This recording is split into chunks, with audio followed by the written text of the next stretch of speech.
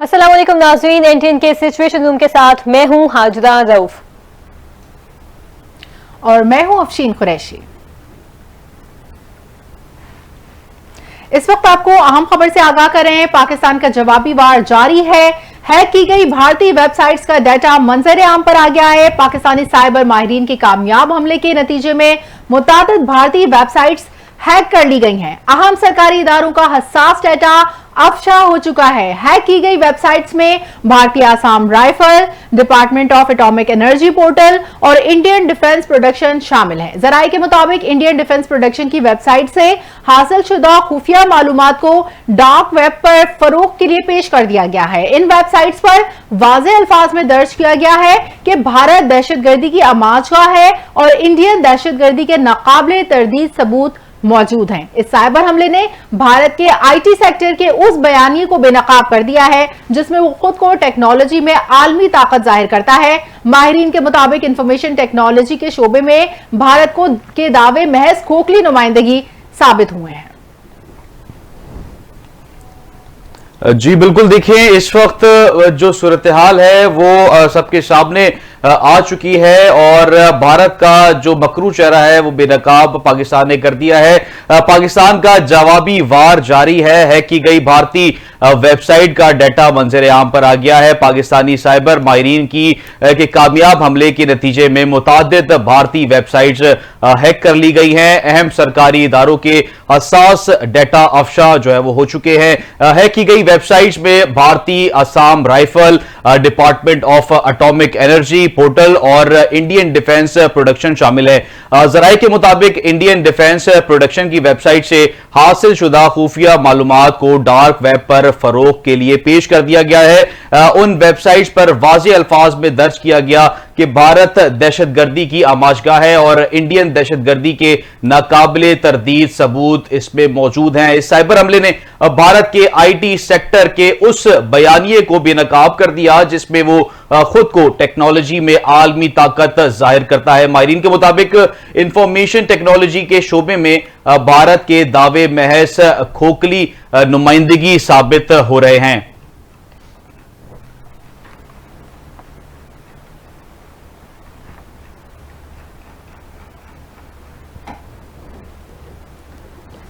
पाकिस्तान की जवाबी वार जारी है। हैक की गई भारतीय वेबसाइट्स का डाटा मंजर आम पर आ गया है। पाकिस्तानी साइबर माहिरीन के कामयाब हमले के नतीजे में मुतादिद भारतीय वेबसाइट्स हैक कर ली गई हैं। अहम सरकारी इदारों का हसास डाटा अफशा हो चुका है। हैक की गई वेबसाइट्स में भारतीय Assam rifle, department of atomic energy portal और इंडियन डिफेंस प्रोडक्शन शामिल हैं। जराये के मुताबिक इंडियन डिफेंस प्रोडक्शन की वेबसाइट से हासिल शुदा खुफिया मालूमात को डार्क वेब पर फरोख्त के लिए पेश कर दिया गया है। इन वेबसाइट्स पर वाज़ेह अल्फाज में दर्ज किया गया है कि भारत दहशतगर्दी की आमाजगाह है।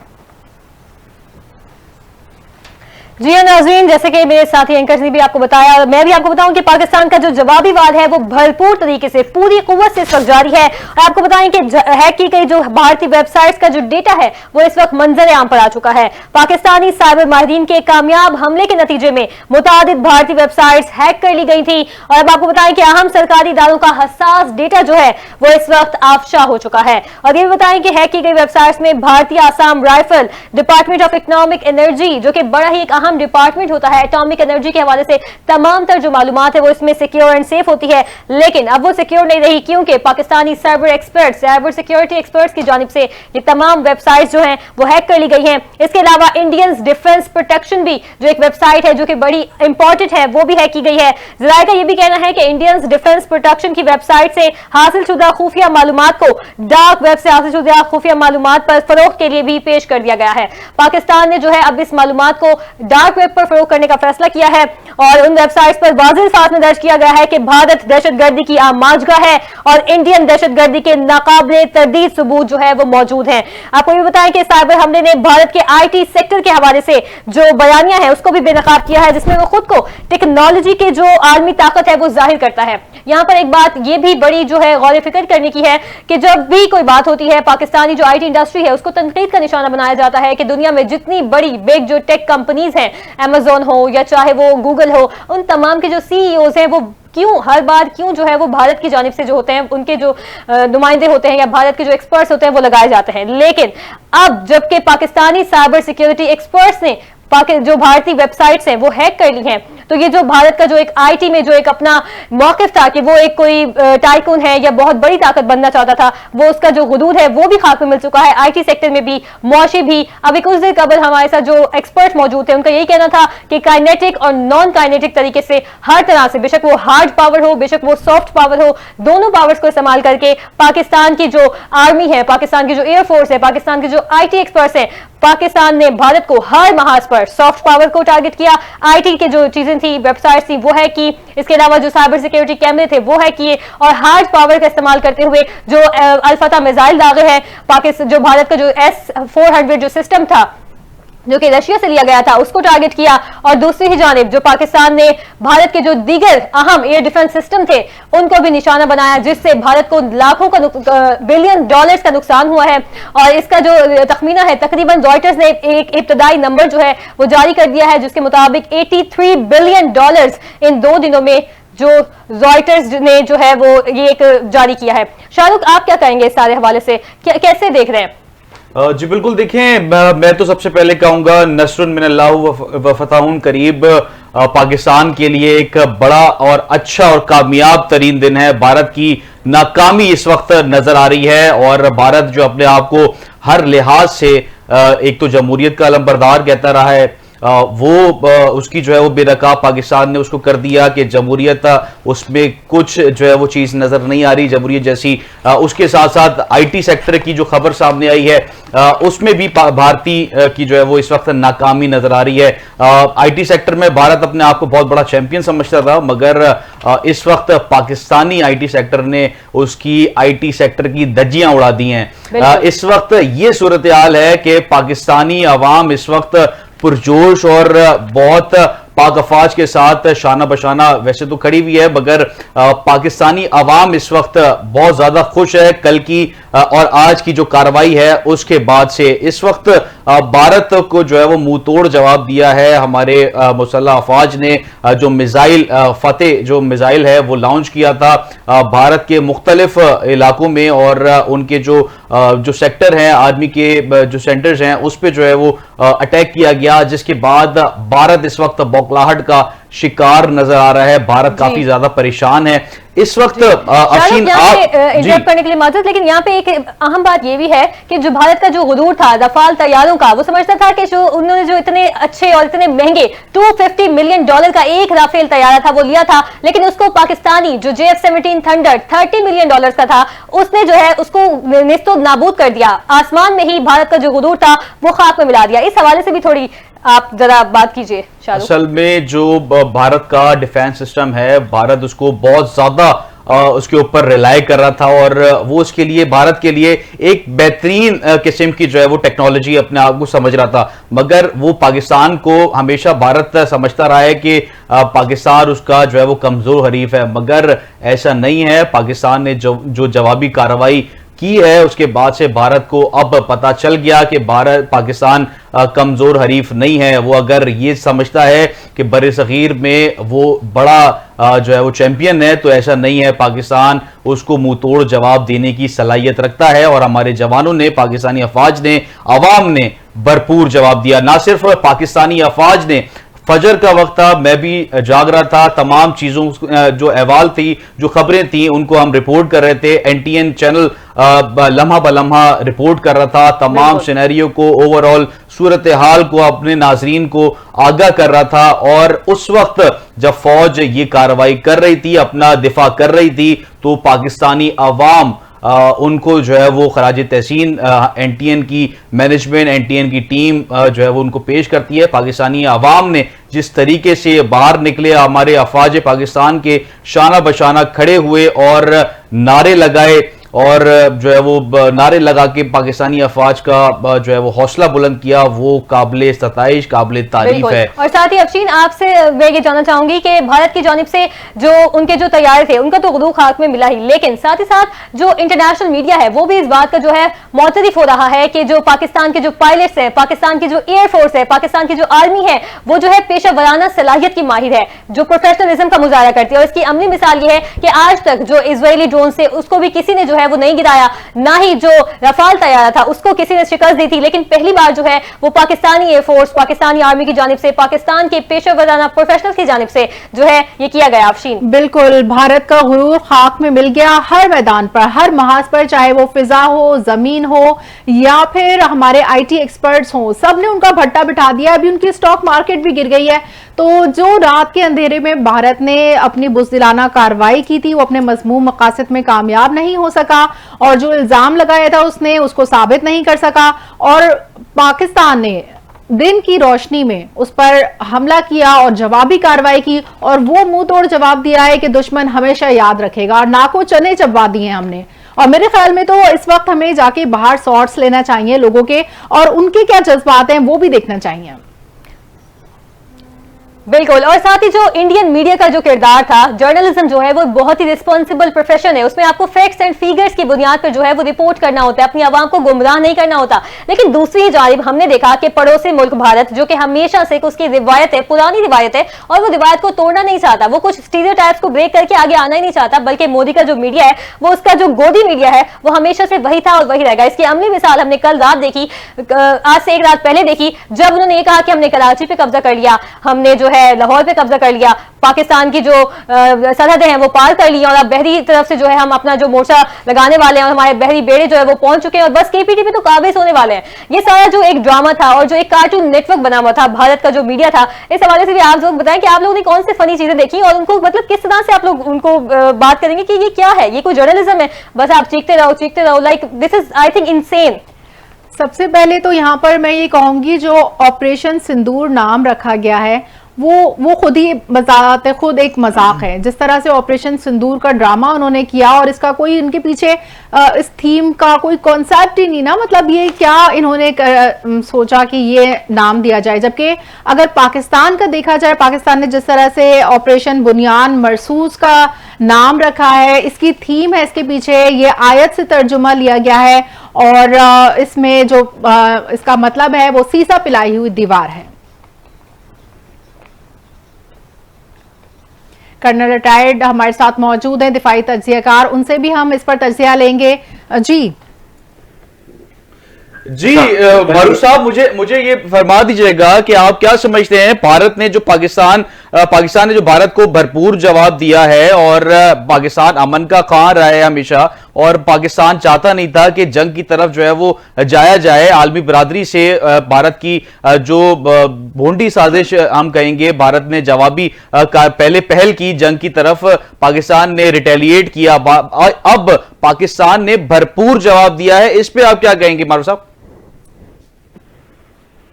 थैंक यू वेरी मच, आपने मुझे अपने प्रोग्राम में मौजूद किया, बात करने का मौका दिया। बात यह है कि जब आर्मी में एक तरीकाकार होता है कि जब आप ऑपरेशन शुरू करते हैं तो उसके कुछ मकासद या ऑब्जेक्टिव जो है ना वो डिफाइन किए जाते हैं कि इस ऑपरेशन के मकासद क्या है। सबसे पहली बात यह है कि जब भारत ने या इंडिया ने ये ऑपरेशन शुरू किया, जिसको सिंदूर कहते हैं, उसमें उनका ये जो ऑब्जेक्टिव ये था कि पाकिस्तान पर हम हमला करेंगे, अपने लोगों को उनको मोरल हाई करेंगे, आरएसएस या हिंदुत्व का जो बयानिया है उसको प्रमोट करेंगे, और दूसरी बात यह है कि साथ साथ पाकिस्तान को उन पर प्रेशर करेंगे, और पाकिस्तान के साथ जो है वो पानी की जंग या दरियाओं की जंग शुरू कर देंगे, पाकिस्तान को उन पर प्रेशर करेंगे। अभी जब से ये काम शुरू है, आपने देख लिया है, पाकिस्तान ये कहा था कि हम अगर कोई इस तरह का एडवेंचर इंडिया ने शुरू किया तो उसका शुरुआत तो इंडिया करेगा, लेकिन उसको मंतकी अंजाम तक पाकिस्तान पहुंचाएगा। और वही हुआ कि उन्होंने हमारी कुछ मसाजिद पे जो बेचारे मासूम लोग थे उन पे हमले किए, और कहा जी कि हमने दहशत गर्दों के ठिकानों पे हमला किया है, जबकि बिल्कुल झूठ था। लेकिन उनने बयानिया ये अपनाया और अपने लोगों को खुश कर दिया कि हमने पहलगाम का इंतकाम लिया है, और पाकिस्तान के मुख्तलिफ जो दहशतगर्दी के ठिकानों को उनको पामाल कर दिया है। लेकिन ऐसा हुआ नहीं है। उसके जवाब में उनके 5 जो जेट तैयारे जो वो मारे गए। और साथ साथ उसने एक चीज ये देखी कि उसने आपने देख लिया सिंतास माहिदा को उन्होंने एक तरफा खत्म कर दिया, उसका भी उनको पजीराई नहीं मिल रही। पाकिस्तान ने सफारती सतह पर इंडिया को कामयाब नहीं होने दिया। वो जो पाकिस्तान को दहशतगर्दी का अड्डा या दहशतगर्दी का मंबा या दहशतगर्दी का सेंटर प्रूव करने के चक्कर में था, वो नहीं हुआ। उसके जवाब में जो यूनाइटेड नेशन सिक्योरिटी काउंसिल में पाकिस्तान ने अपना मौक़िफ़ पेश किया कि उन्होंने जो हम पे इल्जाम हैं उनको इम्पार्शियल जो है इंक्वायरी होनी चाहिए, इन्वेस्टिगेशन होनी चाहिए, जिसकी बुनियाद पर लोगों ने कहा ये बात तो सही है, लेकिन इंडिया ने कहा नहीं, हमने जो है वो अपना इंतकाम लेना और उन्हें हमला कर दिया है। तो सफारती सतह पर लोगों ने उनकी बात को नहीं माना। अभी अमेरिका ने भी उनको कह दिया है कि इस लड़ाई से हमारा कोई लेना देना नहीं है, ये दोनों कौमें लड़ाई झगड़ा करती रहती हैं। इन जगह जो मकसद था कि पाकिस्तान को अंदर प्रेशर करेंगे और पाकिस्तान को दुनिया की दुनियावी या सफारती सतह नाकाम या ब्लेम करने की कोशिश करेंगे या बदनाम करने की कोशिश करेंगे, वो भी नाकाम हुआ। अभी पाकिस्तान ने ये सारे जो अजमचे वो करता है, पाकिस्तान ने दफाई पोजीशन में उनको जवाब देता रहा है, लेकिन अभी पाकिस्तान ने जो वादा पाकिस्तान की फौज ने, पाकिस्तान की अवाम ने, पाकिस्तान की हुकूमत ने वादा किया था कि इसका मंतकी अंजाम हम करेंगे, तो वो कल से काम शुरू हो गया है। उनकी मुख्तलिफ जो पोस्ट हैं उनको तबाह किया, उनके मुख्तलिफ जो एयर बेसिस हैं उनको तबाह किया है, उनके मुख्तलिफ जो आर्मी हेडक्वार्टर के ठिकाने पे उनको तबाह किया है। आपके सामने उन्होंने मुख्तलिफ जगहों पे हमले किए हैं जो भारत में, जिसमें पठानकोट है, अरीसा है, जहां उनका अच्छा मारूफ साहब, मैं आपसे एक सवाल करूंगा कि पाकिस्तान जो कि हमेशा अमन की ख्वाहिश रखता है और उसकी आवाम अमन जो है वो चाहती है, जंग नहीं चाहती, आप क्या समझते हैं कि भारत पाकिस्तान की इस अमन की ख्वाहिश को कमजोरी समझते हुए मुतादिद बार जारियत करता रहा और पाकिस्तान ने जब आज और कल भरपूर जवाब दिया उसकी तो चीखें निकल गई? बिल्कुल, आपने बिल्कुल सही कहा कि इंडिया ये समझ रखता है कि हम थोड़ा सा उसने दुनिया को यह बावर कराया हुआ था, ये ताकत दिया हुआ था कि पाकिस्तान जो है, हम रीजनल सुपर पावर है, हमारे पास बड़ी फौज है, हमारी बड़ी इकोनॉमी है, हमारा असर रसूख ज्यादा है, बड़ी मार्केट है, तो लोग जो है वो हमारी बात को ज्यादा पजीराई देंगे, हम ज्यादा तरीके से लोगों का असर रसूख या वर्ल्ड कम्युनिटी का ज्यादा रसूख रखेंगे। और पाकिस्तान को जो हम तरवाना लेके को एक यकमुश्त खत्म कर देंगे, पाकिस्तान रिएक्ट नहीं कर सकेगा, पाकिस्तान हमारी टर्म्स एंड कंडीशन पे जो है वो आ जाएगा। लेकिन वो उल्टा है। देखिए अभी आप अगर ओवरऑल पिक्चर देखें कि दुनिया के जितने टीवी का सेंटर हैं या चैनल हैं उनमें बिल्कुल वाज़ह तौर पर आ रहा है कि इंडिया ने एडवेंचर शुरू किया और पाकिस्तान मुसलसल तरीके से रिटेलिएट कर रहा है और इंडिया को नुकसान कर रहा है। राफेल जैसे तैयारे तबाह हुए हैं, उनके जेट तैयारे तबाह हुए, जिसकी वजह से उनकी जगह सही हो रही है। हर जगह उनके जो स्टॉक मार्केट में उनके शेयर कम हो रहे हैं और मुख्तलिफ ट्रेनिंग के लिए जो पाकिस्तान और इंडिया के जो एक एयर लेवल पे जो फाइट हुई है, ये दुनिया की एक क्लासिक किस्म की जो फाइट समझ जा रही है, जहां इंडिया के 70 तैयारों ने हिस्सा लिया, पाकिस्तान के उसके 35 तैयारे थे और 1 घंटा ये एयर में जंग चली। वो एक बहुत बड़ा आप ये समझे मेरिकल समझे जा रहा है। दुनिया के जो वर्ल्ड के जो एक्सपर्ट्स हैं वो इनको समझते हैं कि यार ये पाकिस्तान की आर्मी इतनी मजबूत है, पाकिस्तान की एयरफोर्स इतनी मजबूत है कि हम समझ रहे थे कि इंडिया बहुत बड़ा मुल्क है, बहुत बड़ी इकोनॉमी है, उनके पास बहुत बड़ी फोर्स है, बड़ी स्पिरिट किस्म की उनकी जो स्ट्रेटेजी है और सब वो चीजें जो उसके मुकाबले में पाकिस्तान हर तरफ से अपना दफा करके अभी वो इंडिया को उन पर अटैक भी कर रहा है, उनको अग्रेशन भी कर रहा है, उनकी वहां उनके बैलिस्टिक मिसाइल फायर किए जा रहे हैं, उनके एयर सेंटर जो है वो तबाह किए जा रहे हैं, उनके हेडक्वार्टर तबाह किए जा रहे हैं, उनके जो हमारा जो डिफेंस सिस्टम है, एयर डिफेंस सिस्टम, वो इफेक्टिवली उनके जितने तैयारे हैं, उनके जितने भी बैलिस्टिक मिसाइल है या मुख्तलिफ किस्म के जो उनके जो ड्रोन आ रहे हैं उनको जो न्यूट्रलाइज कर रहे हैं। तो ये सारी चीजें आप देख ले साइकोलॉजिकल, क्योंकि वार में साइकोलॉजिकल जो सुपरियरिटी है वो लेना बड़ा मुश्किल होता है। पाकिस्तान ने वो सुपरियरिटी जो है ना वो हासिल कर लिया और अभी वहां। अच्छा मारूफ साहब, ये फरमा दीजिएगा कि भारत का जो जंगी जुनून है वो अभी थोड़ा सा काम डाउन तो हुआ है, उसको पाकिस्तान ने जब भरपूर जवाब दिया तो वो उसको समझ आ गई कि पाकिस्तान को हल्का ना लिया जाए, मगर आज मुमकिन जैसे पाकिस्तान ने आज जवाब दिया है, भारत भी जवाब दे सकता है मुमकिन तौर पे, जो उसकी जारियत जारी है तो आप क्या समझते हैं कि भारत अगर आज कोई अपनी दोबारा से जारियत करने की कोशिश करता है तो पाकिस्तान उसके दिफा के लिए, वैसे तो हमारी अफवाज जो है वो रेडी है, रेडी बैठी भी हैं, मगर आप क्या समझते हैं मजीद क्या हिकमत अमली अपनानी चाहिए हमारी फौज को?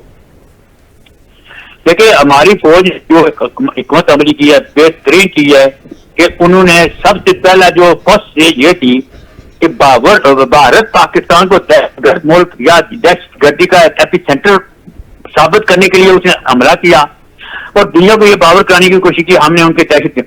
वो चीजें जो है वो सारी चीजें और नाकाम हो गई हैं। पाकिस्तान ने बड़े उस वक्त रिटेलिएट नहीं किया और वर्ल्ड मीडिया को, जो इंटरनेशनल मीडिया को, वहां जो उनकी साइट पे जाके विजिट कराया और पता चला 500 गरीब लोग, मासूम लोग मारे गए, बच्चे मारे गए, जैसे लोगों को समझ लगे कि ये सब ऐसी ड्रामाबाजी है। उसके बाद देखिए उन्होंने फिर अपने ड्रोन से पाकिस्तान पे हमला किया। पाकिस्तान पे वहां भी सिर्फ उनको न्यूट्रलाइज किया, कहीं के उनके टारगेट पर वो पहुंच भी गए, लेकिन उसके बावजूद पाकिस्तान ने उसको कोई बड़ा नुकसान नहीं हुआ। एक सारे प्रोसेस में उनके 5 प्यारे जो है तबाह हुए, उनकी मुख्तलिफ जो फौजी फोर्स हैं वो तबाह हुई, उनके जो है मिलिट्री हेडक्वार्टर तबाह हुए। अभी उसके बाद वो जो है एडवेंचर जो कर रहा था, वो उस एडवेंचर के नतीजे में आज पाकिस्तान ने एक फुल फ्लैश तरीके से वो उसको आपने जवाब दिया है। तो उनकी लेकर रहे हैं और अभी वो बार बार यह कह रहे हैं कि हम एस्केलेट नहीं करना चाहते, हम एस्केलेट नहीं करना चाहते, पाकिस्तान को भी एस्केलेट नहीं करना चाहिए, पाकिस्तान को भी एस्केलेट नहीं। और भाई बात यह है, जब आप लड़ाई शुरू करते हैं तो फिर जो उसका रद्द अमल है वो आपकी मर्जी के मुताबिक तो नहीं आता ना। तो जो मुखालिफ जो आर्मी है वो अपनी सलाहियतों के मुताबिक, अपनी कैपेबिलिटी के मुताबिक, अपनी मनसूबाबंदी के मुताबिक जवाब देता है और पाकिस्तान ने उससे तैयार किया है। अभी अगर मजीद का पाकिस्तान क्या करेगा तो पाकिस्तान की जो एक डिफेंस सिस्टम है, पाकिस्तान की जो एयर फोर्स है, पाकिस्तान की जो प्यादा फोर्स है, वो हर तरह का से तैयार है और किसी भी इस नागानी सूरत से निपटने के लिए पाकिस्तान के पास कैपेबिलिटी भी है, मनसूबाबंदी भी है। और सबसे बड़ी बात यह है कि पाकिस्तानी फौज और पाकिस्तानी कौम के पास एक जज्बा शहादत है जो कि उनके पास नहीं है। वहां रात और खौफ है, यहां देख रहे हैं हमारे लोगों में कोई खौफ और रात नहीं है, कोई पैनिक नहीं है, लोग भरपूर तरीके से और बड़े जोश और जज्बे के साथ पाकिस्तान की फौज के पास पीछे खड़े हैं और उनको हर तरह से हौसला अफजाई दे रहे हैं और खुद जाके लड़ने के लिए तैयार बैठे हैं। तो इन हालात में ऐसी कोई बात भारत जो है अब पाकिस्तान की जो जवाबी कार्रवाई है उसको रिटेलिएट करते हुए कहीं भारत अपने नापाक अजाइम दिखाए और शहरी आबादी को तो नहीं नुकसान पहुंचा सकता पाकिस्तान की? जी, उनसे टक्को किसी किस्म की जा सकती है, मैं नहीं समझता। तो वो लोग जो हैं, लेकिन उन्होंने आरडी शहरी आबादी पे ड्रोन हमलों से वहां अटैक किया है, मुख्तलिफ जगहों पर किया है और वो सारा शहरी आबादी और आम लोगों पे हमले हैं। अभी ये है कि वो शायद इस पे वो पाकिस्तान की जो एंड्योरेंस है, पाकिस्तान की पेस को चेक कर रहा था, टेस्ट कर रहा था और वो ये समझ रहा था कि शायद पाकिस्तान जो है रिटेलिएट करने की पोजीशन में नहीं है।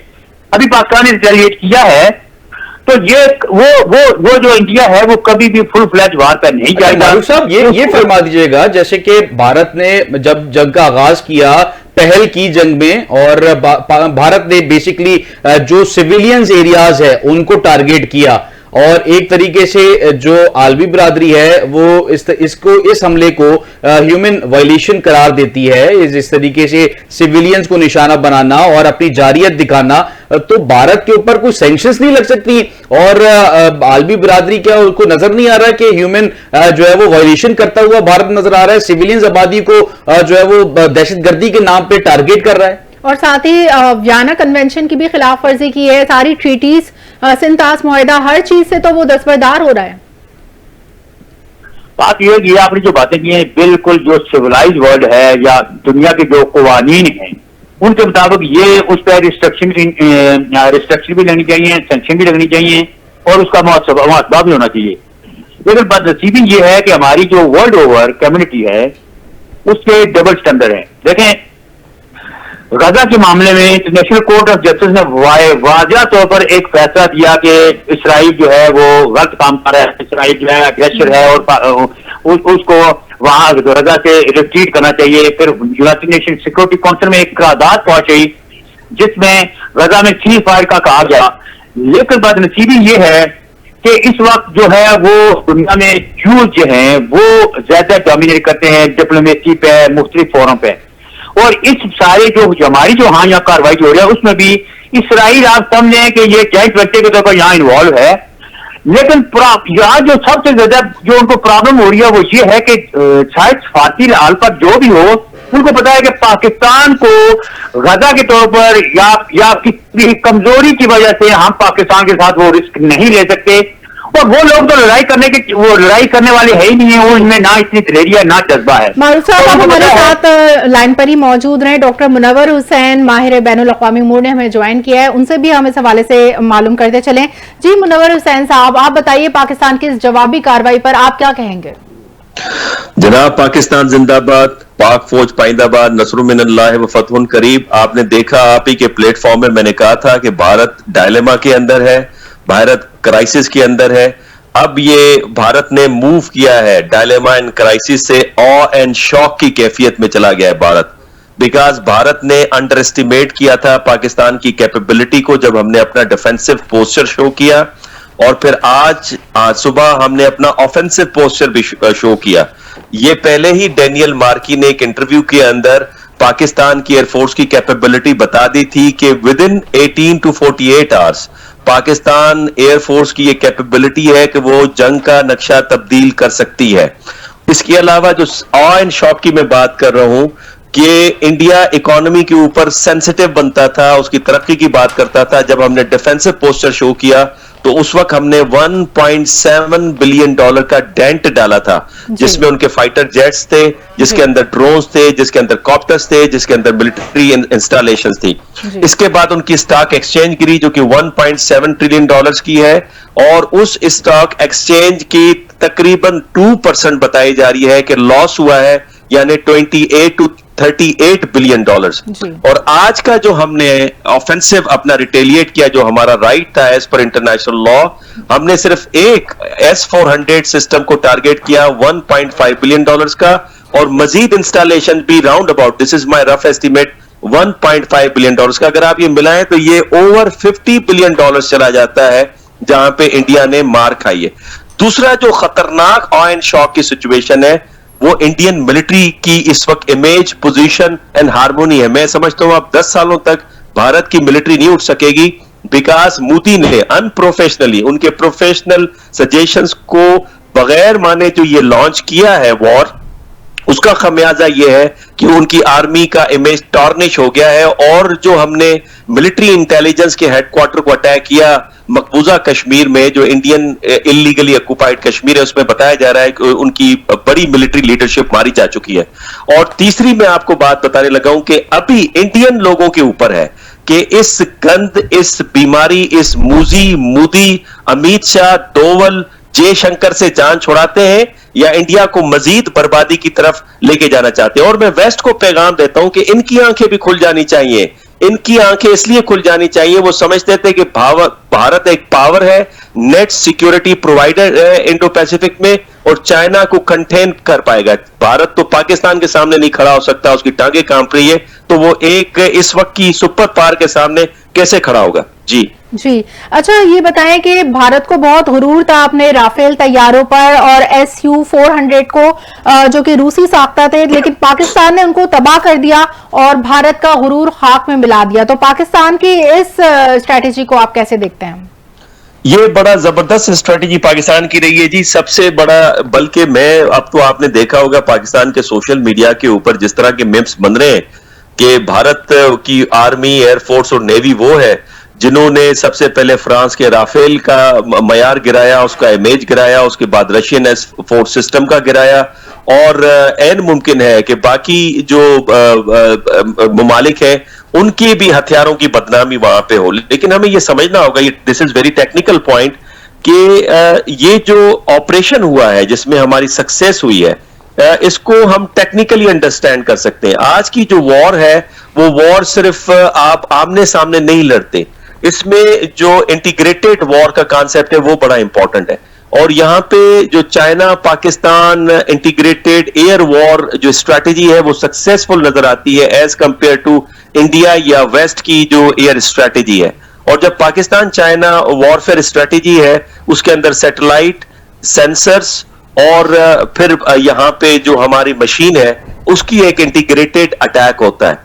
और यही वजह है कि हमारा एक भी जो फाइटर जेट है वो इंटरसेप्ट नहीं हुआ, हमारा एक मिसाइल के बाद। मुनव्वर साहब, ये फरमा दीजिएगा कि आप बैनुल अक़वामी उमूर पे जो है वो खासा तजुर्बा रखते हैं और अच्छा तज़किया करते हैं। ये बताइएगा, खित्ते में अमन की बर्बादी में भारत इस वक्त पहल कर रहा है और भारत को मुतादिद बार जो पड़ोसी ममालिक हैं उनकी जानिब से समझाया भी गया है कि जंग में पहल ना की जाए, मगर क्योंकि मोदी हुकूमत है तो मोदी जो है वो एंटी मुस्लिम जो है वो नजरिया रखता है और टू नेशन थ्योरी पे जो है मुकम्मल तौर पे बिलीव करता ही नहीं है। तो आप क्या समझते हैं कि खित्ते में अमन के लिए अगर भारत इसी तरीके से जारियत रखता है तो भारत जो ममालिक है, आलमी बिरादरी है, वो सैंक्शंस नहीं लगा सकती इनके ऊपर, और किस तरीके से इनके ऊपर सैंक्शंस लग सकते हैं? ये आपने बड़ी अच्छी बात की। देखें, जो भी सेकेंड वर्ल्ड वॉर के बाद जो मैकेनिज्म बना इंटरनेशनल ऑर्डर का और लिबरल वर्ल्ड ऑर्डर का, जिसके अंदर यूनाइटेड नेशन था, जिसका पर्पस ये था कि इस तरह के कॉन्फ्लिक्ट को मैनेज करे, क्राइसिस को मैनेज करे ताकि वॉर की तरफ न जाए, और उनके पास एक प्रेसिडेंट मौजूद था कि वो इसी तरह से अपीज करते रहे हिटलर को, जिसका नतीजा दूसरी जंग अजीम थी, तबाहकारी थी। यूरोप के तकरीबन 70% शहर तबाह हो चुके थे, 80% उनकी इंडस्ट्री उड़ गई थी। खुद रशिया के अंदर करोड़ों लोग अजल का शिकार हो गए थे, इस जंग का लुकमा बन गए थे। तो अब फिर यूनाइटेड नेशन फेल नजर आती है, चाहे वो फलस्तीन का मामला है या कश्मीर का मामला है। और भारत को मोदी को अपील कर रहा है फकत इसलिए कि ग्लोबल नॉर्थ के उसके अंदर स्ट्रेटेजिक एंड इकोनॉमिक इंटरेस्ट थे। पहले उन्होंने नारा लगाया कि शेयर्ड इंटरेस्ट है और शेयर्ड वैल्यूज है, न शेयर्ड वैल्यूज है, because Bharat is no more a democratic state, जिस तरह से वो अपनी माइनॉरिटी के साथ कर रहा है। मिसाल के तौर पे जो मुसलमानों के साथ उसने किया, जिसकी तादाद भी कम नहीं है, 20 करोड़ है, जो सिखों के साथ वो कर रहे हैं, जो दलित्स के साथ कर रहे हैं, जो कश्मीरियों के साथ कर रहे हैं, जो लोग हैं नागालैंड के, मिजोरम के, मणिपुर के, उनके साथ जो कर रहे हैं, एक तो वो जमहूरियत रही नहीं है, ह्यूमन राइट्स की वायलेशन की है, फिर वो एक डेमोक्रेटिक रिस्पॉन्सिबल रियासत भी नहीं है जब वो इंटरवीन करता है दूसरों की सोवेरेनिटी के अंदर। और वो आपने देखा कनाडा, यूएस, यूके, कतर के केस के अंदर कि भारत ने किस तरह से वहां पे उनकी सोवेरेनिटी को वायलेट करने की कोशिश की है। लेकिन इसमें जब मैं कहता हूं ना ग्लोबल नॉर्थ इज रिस्पॉन्सिबल, उसकी दो वजूहत हैं। एक वजह यह है कि international law, international institution, international society fail हुई भारत को रोकने में, जिसकी वजह से मोदी इनकरेज होता है। और दूसरा ये भारत को बाइडेन एडमिनिस्ट्रेशन में बार बार कहना कि आप इस खिते में नेट सिक्योरिटी प्रोवाइडर है, तो अगले का तो दिमाग खराब होना है कि घर में खाने को दाल नहीं है और उसको दुनिया कहे कि आप यहां के बड़े और आप यहां की सिक्योरिटी संभालोगे। तो इसी गलत फहमी के अंदर उसने नेपाल, भूटान, मालदीव और फिर बांग्लादेश और फिर श्रीलंका के साथ किया। उसे यह लगता था कि हम जो है पाकिस्तान पे टूटेंगे। तीसरी अहम वजह जो है इसराइल का उसको इनकरेज करना, उसके कंधे पर रख के बंदूक चलाना कि देखो हमने इतनी बर्बादी फेर दी, सिविलियंस मारे, सिविलियन इंफ्रास्ट्रक्चर उड़ा के रख दिया, हमें दुनिया का कुछ नहीं हुआ, हम तुम्हारे साथ हैं, हमारे पास ड्रोन है, टेक्नोलॉजी है, जैमर है, हम गिरा के दिखाएंगे पाकिस्तान को आपके सामने। और उसी खुशी के अंदर भारत आगे बढ़ा। और अब आप देखिए कि मोदी के मुंह में कुछ नहीं रहा, उठ खड़े हो, दिस इज द टाइम, लोग उठ खड़े हो भारत के और इन बदबख्तों को निकाल के बाहर फेंकें। जी बिल्कुल। मुनव्वर हुसैन साहब, साथ ही साथ ये भी बताइएगा कि हमने देखा कि कल तक जो डोनाल्ड ट्रंप की जानिब से, जो अमेरिकी जो हुकूमत है उसकी जानिब से ये कहा गया कि this is none of our business, लेकिन आज सुबह जैसे ही पाकिस्तान ने अपना जवाबी हमला किया, रिटेलिएट किया, तो जो अमेरिकी जो उनके बयानात हैं वो यकसर तब्दील हुए। अमेरिकी जो वजीर खारजा है मार्को रूबियो, उनकी जानिब से वजीर खारजा इसाक डार और पाकिस्तानी वजीर आजम आर्मी चीफ से राबते किए गए हैं। क्या समझते हैं कि अब ये एकदम से जो शिफ्ट आया है ये किस वजह से, क्या वाकई अब वो समझते हैं कि वो ज्यादा प्रेशराइज हो गए? नहीं, ये देखें ना, जो अमेरिका की तारीख है पाकिस्तान और इंडिया के दरमियान में क्राइसिस को मैनेज करने की, वो तवील है। और ये यहां तक नहीं है, 2002 के इलेक्शन, 2002 में जो आईबॉल टू आईबॉल कॉन्टेक्ट था, उससे पहले जो कारगिल क्राइसिस था, 2019 जो पुलवामा के बाद जो बालाकोट इन्होंने अटैक किया और हमने अभिनंदन को पकड़ के चाय पिलाई, ये सारे इन मामले के अंदर अमेरिका ने इंटरवीन किया। इस दफा असल में वो खुद वॉर फटीक का शिकार है, वो खुद इस वक्त पछता रहे हैं। हर साल उन्होंने $3 ट्रिलियन जंगों के ऊपर लगाए, चाहे वो अफगानिस्तान में लड़ी, इराक में लड़ी, सीरिया में लड़ी, लिबिया में लड़ी, यूक्रेन में चल रही है, उधर से इजराइल को सपोर्ट करना। उनके यहां फटीक इकोनॉमीज उनकी गिर गई हैं, तो वो इसलिए चुरा रहे थे। लेकिन जब अब उन्होंने देखा कि उनका एक स्ट्रेटेजिक पार्टनर जिसको वो हवा भर रहे थे चाइना के खिलाफ, वो मजीद मार खाता जा रहा है, उसका इमेज टॉर्निश हो गया है। स्टेट ऑफ द आर्ट, यानी ये जो रफाल है ये कम मशीन नहीं है, ये 4.5 जनरेशन फाइटर जेट है, इसने किसी कम्बैट में मार नहीं खाई है, लेकिन भारतीयों के हाथ में आ गई तो उसने मार खाना शुरू किया।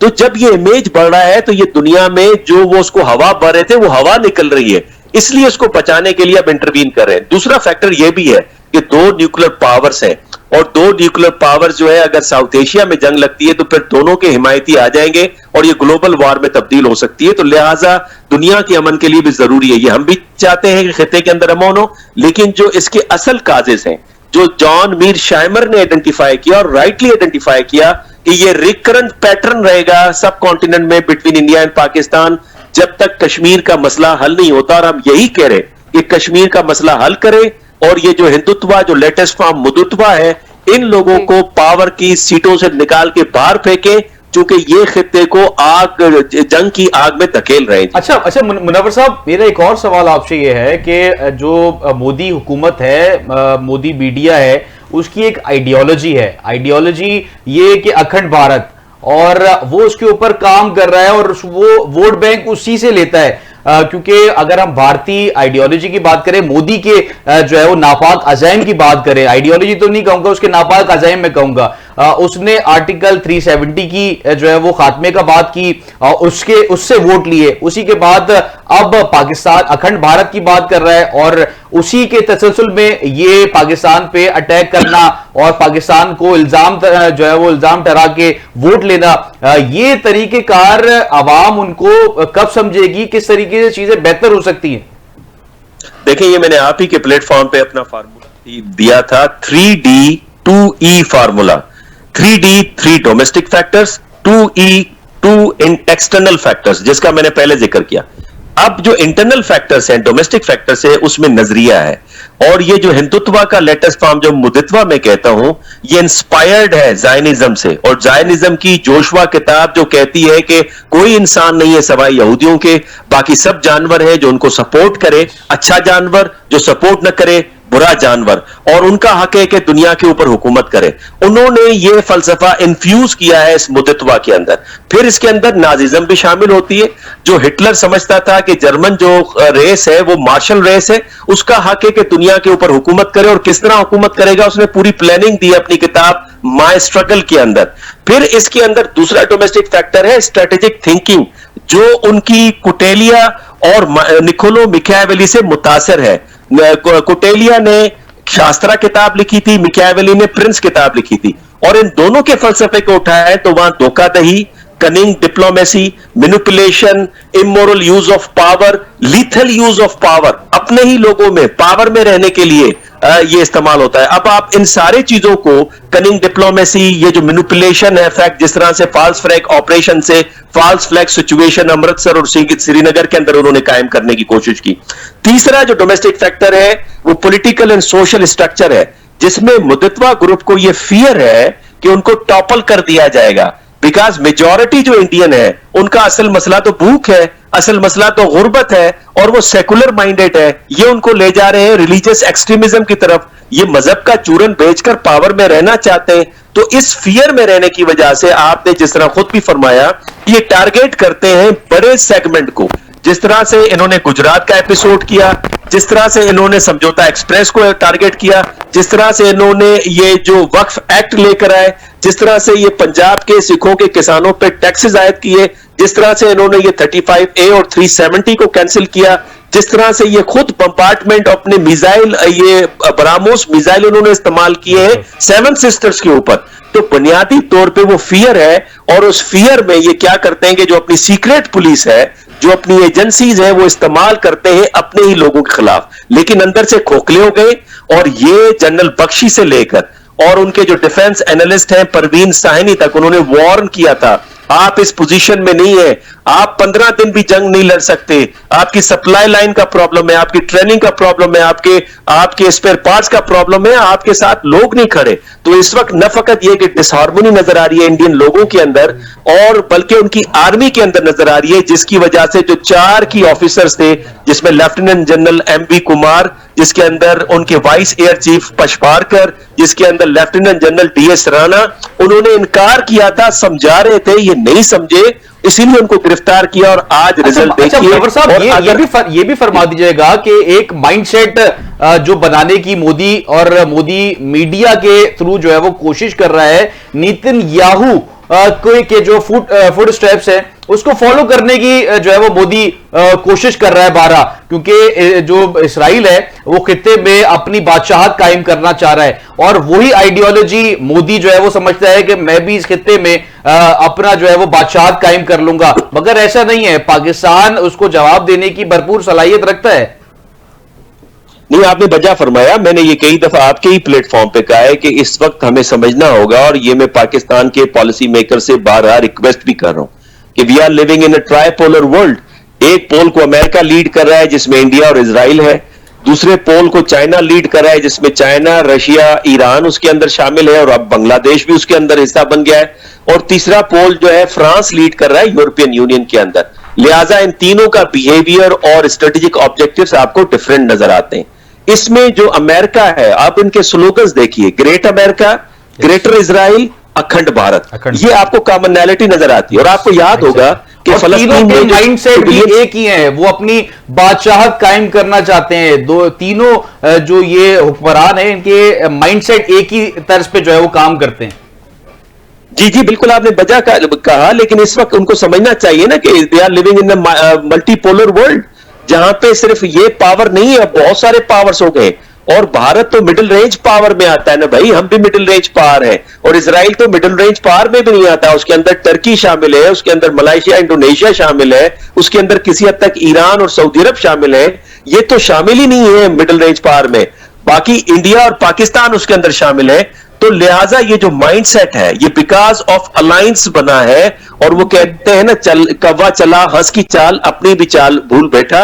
तो भारत ने वो ब्लंडर किया है, और अब इसी वजह से वो खुद भी मिन्नतें और तरले कर रहे हैं कि इसको डीएस्केलेट करना चाहिए। उन्हें पता है कि पाकिस्तान की क्या कैपेबिलिटी है, और मैं वार्न कर रहा हूं आपके तवज्जुद से भारत को कि जिस तरह एयरफोर्स की बेइज्जती हुई है, जिस तरह लैंड फोर्सेस के मेजर मिलिट्री इंस्टॉलेशंस उड़ गई हैं, बिलियंस ऑफ डॉलर्स का नुकसान हुआ है, ये जो अपना एयरक्राफ्ट कैरियर है, ये ना हो कि ये भी डूब जाए और दुनिया में इनकी रही सही नाक भी कट जाए। तो अभी से वो देख ले अपनी चीजों को। सर, आपने एक बहुत अच्छी बात की थी कि पाकिस्तान ने पहले डिफेंसिव पोस्चर इख्तियार किया, उसके बाद ऑफेंसिव पोस्चर इख्तियार किया। अब आपके ख्याल में किस तरफ जाते देख रहे हैं आप इस जंग को? मेरा ख्याल है जो हमारी नेक्स्ट लड़ाई होगी वो डिप्लोमेटिक फ्रंट पे होगी जी, और हमारा मैयर ले लिए गए होंगे कि अगर भारत रिटेलिएट करता है तो उसको किस तरह से डिफेंड करता है, उसके पॉसिबल जो हमारे टारगेट्स हैं उनको लॉक कर दिया गया होगा। और नेक्स्ट जो मैं लड़ाई आपको बता रहा हूं वो नैरेटिव की है, जिसमें आप लोग वॉरियर्स हैं, पाकिस्तानी हर बंदा, सोशल मीडिया एक्टिविस्ट, हमारे टीवी चैनल्स, और ये उसके अंदर वॉरियर है। और इस नैरेटिव को बनाने के लिए एकेडेमिया को फोरफ्रंट में आना पड़ेगा, और हमारी एम्बेसीज और हमारे डिप्लोमेट्स को फोरफ्रंट पे रहकर अब खेलना पड़ेगा, और लगातार फेटअप की रिपोर्ट, यूनाइटेड नेशंस की रिपोर्ट दुनिया में बतानी पड़ेगी। और जो हमारे पास डॉक्यूमेंटेड एविडेंसेस है, जिसमें हमने इनके टेरर फाइनेंसिंग ग्रुप को पकड़ा है, जिस तरह BLA अब भी आपको एक्टिव नजर आता है, इसमें कोई दुनिया को अब शक तो नहीं रहा। और मैं पाकिस्तानियों को कहता हूं बाकी क्या शक रह गया है कि इस तरफ से भारत हमला कर रहा है, उधर से BLA एक्टिव हुआ है। इसका मकसद इनके दरमियान में नेक्सस तो मौजूद है ना। अब इस नेक्सस को हमने अंदरूनी तौर पर तोड़ना है, एक्सटर्नल डिप्लोमेटिक फ्रंट पे खेलना है, और दुनिया को बावर कराना है जॉन मीर शाइमर की स्टेटमेंट को लेकर, कश्मीर का इशू रिजॉल्व करें वंस फॉर ऑल, अदरवाइज हम बड़ी जंग के लिए दुनिया तैयार रहेगी। सर, तो आप क्या समझते हैं कि पाकिस्तान अब इस पोजीशन में है, या फिर फर्दर आगे ये वॉर बढ़ती है तो आ जाएगा कि हम कश्मीर इशू को भी रिजॉल्व कर लें? जी, आप देखें, कश्मीर का जहां तक मसला है उसमें कश्मीरियों को खुद खड़ा होना पड़ेगा। दुनिया में कोई भी इंसान, कोई भी मुल्क, कोई भी खिता आजाद नहीं हुआ जबकि उसके अंदर के लोग न खड़े हो। वो खड़े हैं, इस वक्त भारतीयों को पता है, और इस बात का इजहार उनके एक्स गवर्नर्स ने भी किया हुआ है। इस बात का इजहार उनकी मिलिट्री लीडरशिप ने भी किया हुआ है। इस बात का इजहार जो कश्मीरी लीडरशिप है, मीर वाइस उमर फारूक, उनको इन्होंने जेल से रहा करके जुम्मे का खिताब करवाया। उन्होंने इंडियन एक्सप्रेस के अंदर आर्टिकल लिखा, उन्होंने कहा कश्मीरी लोग आपसे बेजार है, मुतनफिर है आपकी पॉलिसीज की वजह से। तो उसे इस बात का अंदाजा है। लेकिन this is the time, this is the time जहां पंजाब के लोग भी खड़े हो जाए, कश्मीरी भी खड़े हो जाए आजादी के लिए। बिल्कुल बिल्कुल। पाक भारत जो इस वक्त कशीदगी है, उसी टॉपिक पे बात करने के लिए हमें एक और गेस्ट जो है वो ज्वाइन किया है, आमना शाह, जो कि एंकर पर्सन है, सीनियर एंकर पर्सन। उनको वेलकम भी करते हैं और उनसे सवाल भी कर लेते हैं। आमना साहिबा, ये फरमा दीजिएगा कि एक एथिक्स होते हैं खबर नशर करने के, और सही खबर जो है वो हमेशा नशर की जाती है। भारतीय जो मीडिया है उसको जरा शिकायत हो कि किस तरीके से सही खबर जो है वो पहुंचाई जाती है।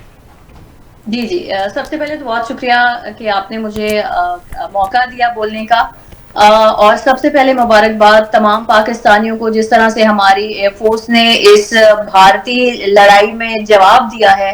आई थिंक वो इतना प्राउड मोमेंट है सारे पाकिस्तान के लिए।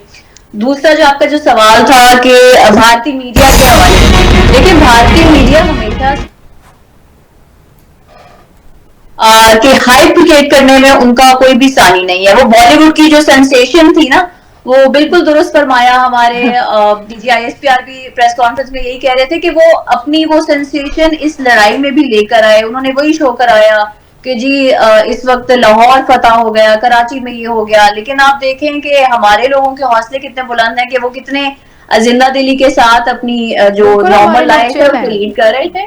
जी, हमारे लोग तो चिल हैं, बिल्कुल उनकी किसी भी बात को सब हवा में उड़ा रहे हैं। लेकिन भारतीय मीडिया की जो मिस इन्फॉर्मेशन थी वो इस मौके पे हमारे फायदे में ही आई है। उनको खुद इस बात का नुकसान हुआ क्योंकि पूरी दुनिया में उन्होंने अपना आप खुद ही एक्सपोज किया।